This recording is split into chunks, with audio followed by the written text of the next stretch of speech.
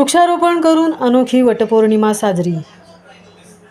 आज दिनांक 21 जून रोजी हेटवणे येथे महाराष्ट्र अंधश्रद्धा निर्मूलन समिती शाखा पेण यांच्या प्रयत्नातून वटपौर्णिमेच्या निमित्ताने महिलांनी वडाची आणि इतर रोपे लावली। वटपौर्णिमेला विवाहित स्त्री या वडाला सूत गुंडाळून आपल्या पतीच्या दीर्घायुष्यासाठी प्रार्थना करतात।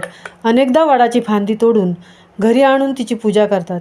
त्याऐवजी महिलांनी तसेच पुरुषांनी वडाचे किंवा इतरही झाड लावावे, ते जगवावे, जेणेकरून पर्यावरणाचा समतोल राखला जाईल। पतीच्या आयुष्याबरोबरच पृथ्वीचे आयुष्य वाढण्यासाठी जाणीवपूर्वक प्रयत्न करावा, असा संदेश या निमित्ताने लोकांमध्ये जाईल, अशी आशा महाराष्ट्र अनिस शाखा पेण यांनी व्यक्त केली। सदर कार्यक्रमाला वृक्षमित्र मंडळ पेण ह्या संघटनेचे अध्यक्ष श्री अनंत भावे आणि संस्थापक प्राध्यापक सतीश पोरे यांनी मार्गदर्शन केले।